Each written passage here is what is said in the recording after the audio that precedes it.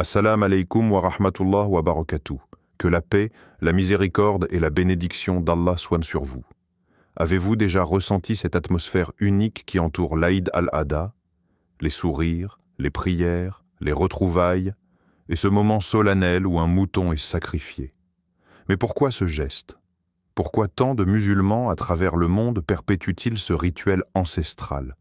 Est-ce seulement une tradition ou se cache-t-il un secret plus profond, plus spirituel? Prenons un moment pour nous arrêter et écouter le message derrière ce sacrifice. N'oubliez pas de vous abonner à Manarat Islamia pour ne pas manquer nos réflexions spirituelles et messages profonds sur l'islam. Premier. L'histoire d'Ibrahim. Une obéissance au-delà de l'imaginable. Il y a des milliers d'années, un homme nommé Ibrahim, alayhi salam, reçut un rêve. Un rêve puissant, bouleversant. Allah lui demandait de sacrifier ce qu'il avait de plus cher, son fils Ismaïl. Imaginez-vous un instant à sa place. Votre propre enfant, un sourire, une voix, un amour immense, le fruit de vos invocations, un miracle dans votre vie, et pourtant, il n'a pas hésité. Il a accepté. Ce moment n'est pas une simple histoire. C'est un séisme intérieur. Une foi qui ne demande pas à comprendre, mais à se soumettre. Un amour pour Allah qui dépasse tout autre amour. Il ne s'agit pas ici d'un sacrifice seulement physique, mais d'un abandon total à la volonté divine. Un renoncement à l'ego, à l'attachement, à l'idée même de possession. Le Coran décrit ce moment avec une intensité rare. Ainsi est-il dit, puis, lorsque tous deux se furent soumis à la volonté d'Allah et qu'il l'eut allongé sur le front, nous l'appelâmes « Ô Ibrahim, tu as confirmé la vision ». Sourate As-Safat, versets 103 à 105. C'est là que l'histoire prend un tournant, car Allah, dans sa miséricorde, n'a pas voulu le sang de son fils. Il a remplacé Ismaïl par un mouton. Ce fut un test, et Ibrahim l'a réussi. Aujourd'hui, cette scène résonne en chacun de nous. Qu'est-ce que nous refusons de déposer entre les mains d'Allah? Quels attachements avons-nous placés au-dessus de notre confiance en lui?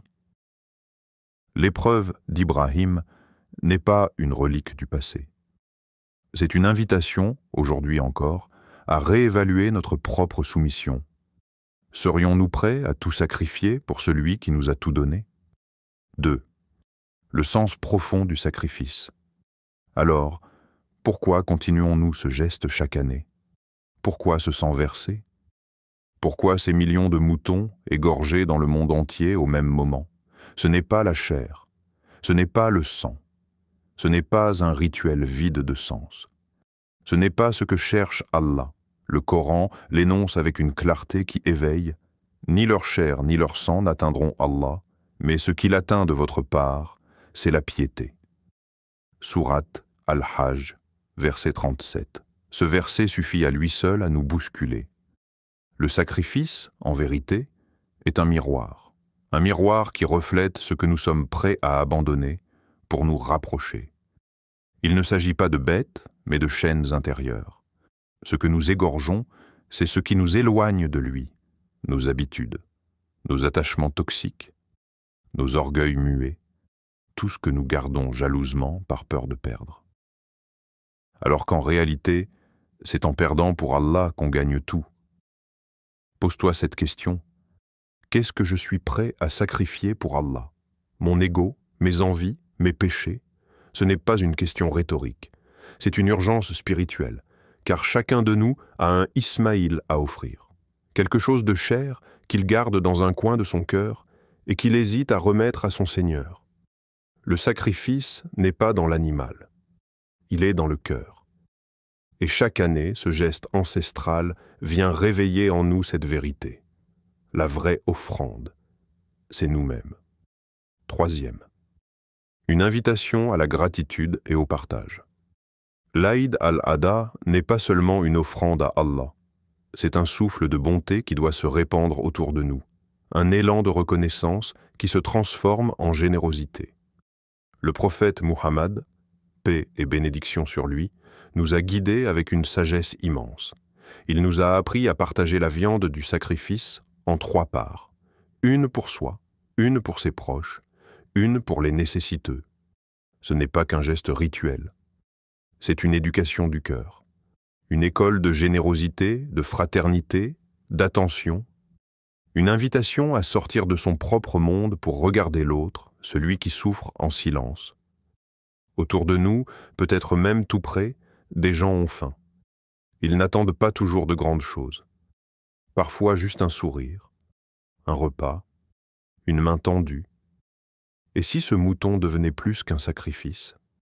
S'il devenait un pont, un lien vivant entre les cœurs, un acte de lumière qui unit ceux qui donnent à ceux qui espèrent. Le Coran nous rappelle « Vous n'atteindrez la vraie piété que lorsque vous dépenserez de ce que vous aimez ». Sourate Al-Imran, verset 92. Ce que tu gardes ne te grandit pas, mais ce que tu offres, avec sincérité, fait croître ton âme. Dans ce jour de l'Aïd, chacun devient une source de paix, de chaleur, de miséricorde. Et ce que tu donnes aujourd'hui, c'est peut-être ce qui demain te sauvera. Le véritable sacrifice, c'est le cœur. Le vrai sacrifice, ce n'est pas la lame. C'est ce qu'on abandonne de notre orgueil. C'est ce qu'on offre de notre cœur. C'est cette voix intérieure qui dit « Ya Allah, tout vient de toi et tout retourne à toi ». À chaque Aïd al-Adha, rappelons-nous, nous ne sacrifions pas un mouton par tradition, mais en souvenir d'un acte de foi, d'un amour absolu pour Allah et d'une promesse d'obéissance. Si cette vidéo t'a touché, partage-la autour de toi.